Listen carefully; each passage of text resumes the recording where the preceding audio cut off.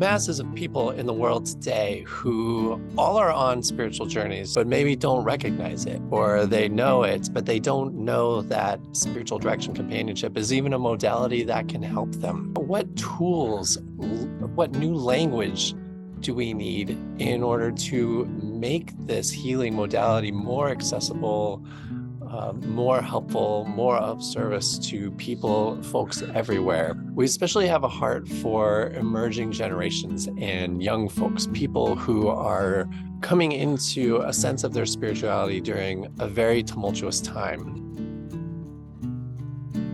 In my particular session, as we open this series, I want to invite people to explore this whole focus on spiritual terrain. And I love that metaphor of terrain because I think it's suggesting there are layers to our experience. It's suggesting the depth dimension, the grounding dimension of our experience. And I think for so long, so many of us have been trained to look at our spiritual lives in terms of two halves of life. Well, I don't know about your experience, but I know for me, I was going inward far sooner than the second half of life.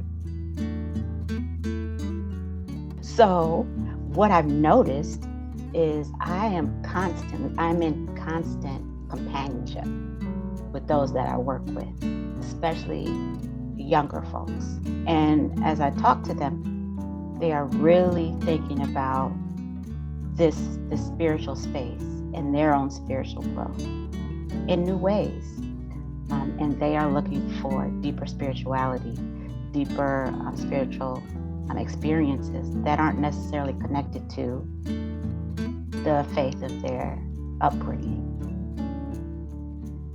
Keep relationships, they're trying to figure out their jobs, they're trying to find out where they should live, what they should invest in. We want to go to spiritual communities and say, hey, you need to help young adults hold all this weight that they have in their lives.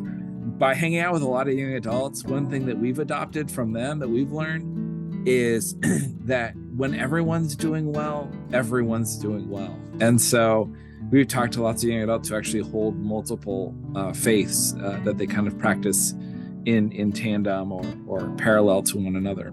And they've shown us that that's healthy and possible in a way that I think I didn't understand when I was young. There is space for you to learn about something new. There is something hopeful on the horizon with the future of spirituality using the incredible tool of spiritual direction.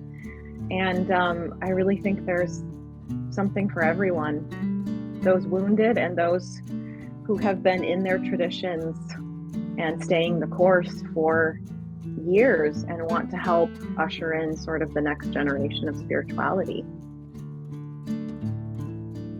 About the ways that I at least believe that the spiritual care field is being invited to expand past old models of care towards more liberatory frameworks of offering spiritual care, especially for and to young people, but also far beyond that segment of the population.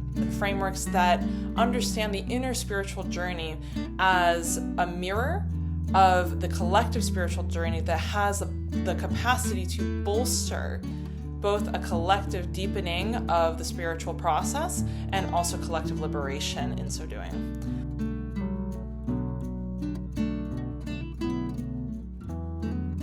All of our traditions talk about the sacredness of generations. My favorite prayer that is a poem is "Trust in the slow work of God."